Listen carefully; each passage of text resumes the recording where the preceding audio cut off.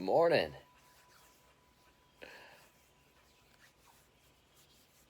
Hope y'all doing well. Birds are going at it this morning. Do you hear them? I love it. Our robins are back. I'll see them all over the grass, eating bugs. It's usually a sign for me that warmer weather, springtime's coming. And I got my hummingbird feeder right there. I'm excited for them to start coming back too. We get a lot of them. They like our house. I got a couple of feeders out for them, and I'll catch them perched up. We actually have a Japanese maple tree out in the front patio, and they love that tree. I think some of them nest in it. It's pretty cool to see. We got cardinals. Cardinals are probably one of my favorite. Do you know they're monogamous? Yep. Unless something happens to their partner, they'll stay with the same partner for their life. It's also a sign when you see a lot of them in your yard. There's a little tail with it that they bring good fortune. So when you see them around, it's like a good thing.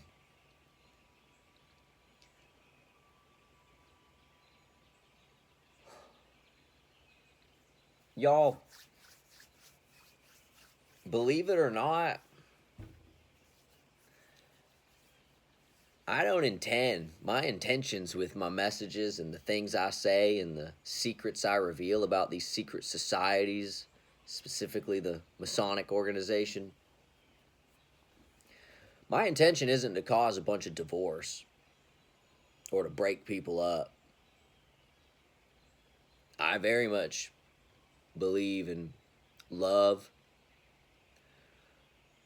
having a family, being a faithful partner. In fact, that was one of the big things that kept me going throughout a whole lot of it. The abuse I was going through, I knew one day God was going to give me my family.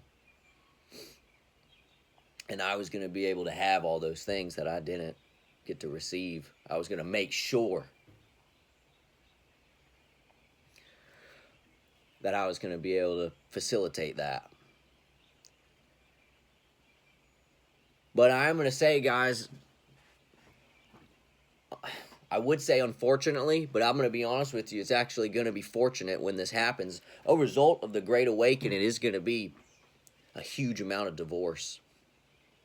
Yeah, divorce attorneys are going to make a killing. They're going to make a whole lot of money during that time. And what's actually going to happen, and this is unfortunate because this happens now.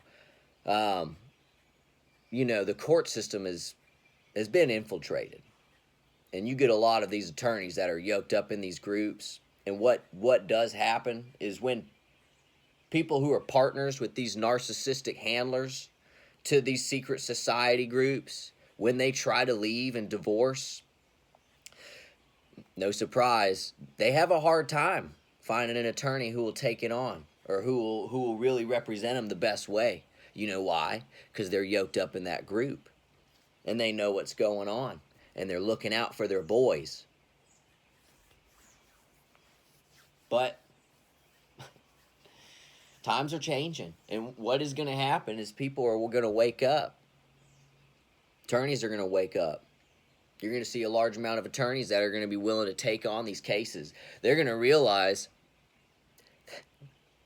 not only are they going to actually be doing what they wanted to do, what they dreamed of, being a righteous attorney and helping people with some legal problems. They're going to make a bunch of money in the process of it too. And this great awakening is probably going to lead to another great divorce. Because unfortunately, a lot of women, a lot of partners, it's not just women, but you got to remember that most mediums are women. They're married to handlers. Especially if they've come from an occult family. Yeah. That's the sad part. And so what's going to happen is a lot of people are going to wake up and realize that their partner was lying to them. And they're going to realize the things that their partner and their spouse has been doing behind closed doors in the lodge to them and to their children. And it's going to lead to a huge amount of divorce. I don't know if a lot of people realize this, but those lodges prefer married couples. I mean, you can have single associates, and they do, but they want married couple, young families. You know why? Well, young married couples with young children, young married men, have things that those old perverts, old pedophiles want to play with. It also keeps it going because they get to brainwash more people and blackmail more men.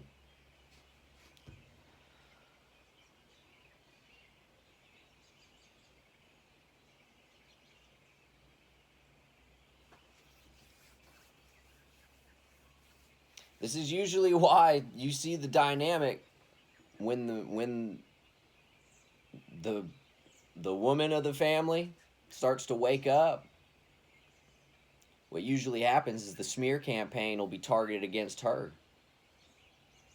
Like I said, it doesn't have to be a woman. It could be a male. Whoever is the sensitive of the family. That's usually that's really what it boils down to. The sensitive person. When I mean sensitive, I mean the person who is used as a medium. The person who's, they're trafficking.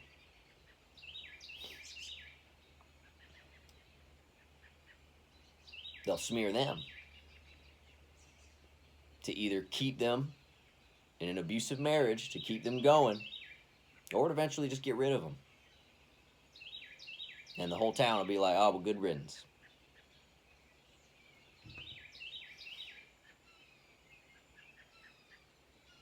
But guys, I just felt like I needed to say that. My intention isn't for that, but it is going to be a result. This great awakening is going to lead to that.